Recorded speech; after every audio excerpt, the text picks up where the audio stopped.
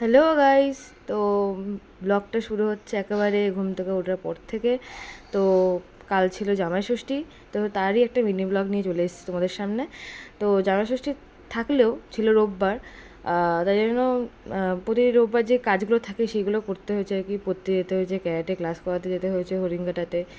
তারপরেও মাঝখান থেকে দুপুরবেলায় আমাদের জামাই ষষ্ঠী পালন করা হয়েছে, আমাদেরই বাড়িতে করা হয়েছে, দিদা বাড়িতে এবার ছাড়া যাওয়া হয়নি। তো সকালবেলা গেছিলাম পড়তে।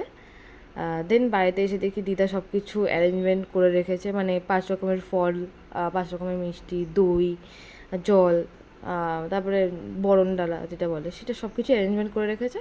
দেন বাবাকে আশীর্বাদ করতে বসে পড়েছে, আর বাবাও বসে পড়েছে আশীর্বাদ নিতে একদম স্নান টান করে। আর আমি এইসব ভ্যাবলাকান্তের মতন বসে দেখছিলাম আর কি, আমার তো কোনো কাজ নেই। দেন আমাকে খেতে দেওয়া হয় তালের শ্বাস, সেটা খেয়েছিলাম। দেন স্নান টান মানে একটু শুয়েছিলাম আর কি, রেস্ট নিচ্ছিলাম, আর একটু মরানি থেকে আদর খেয়ে নিলাম। দেন স্নান টান করে ঘুমিয়ে পড়েছিলাম, মানে খুব জোর ঘুম পেয়েছিল, ঘুমিয়ে পড়েছিলাম। এই যে মেনু, জামাই ষষ্ঠীর মেনু এইগুলোই ছিল। মাংস ছিল, আর হ্যাঁ আমি শুধুই মাংস দিয়ে খেয়েছি, কিছু খেতে ভালো লাগছিল না ঘুম থেকে ওঠার পর। তারপরে খাওয়া দাওয়া করে খেয়ে নিলাম একটু আম। দেন যথারীতি আমি বেরিয়ে পড়েছিলাম রেডি হয়ে ক্যারাটে ক্লাসে। তারপর ক্যারাটে ক্লাস থেকে বাড়িতে এসে ফ্রেশ ট্রেশ হয়ে এই যে দই খাচ্ছিলাম। তো আজকের দিনটা মোটামুটি খুব ভালোই কেটেছে, রান্নাবান্না খুব ভালোই হয়েছিল।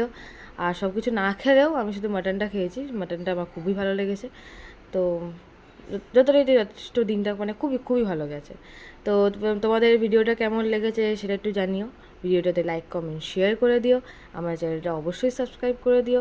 এরপরে নতুন একটা মিনি ব্লগ নিয়ে আবার ফিরে আসবো, কোনো অবশ্যই ফিরে আসবো আর কি। তো অবশ্যই চ্যানেলটাকে সাবস্ক্রাইব করে দিও, ভিডিওটা লাইক কমেন্ট শেয়ার করে দিও। আর আপাতত টাটা।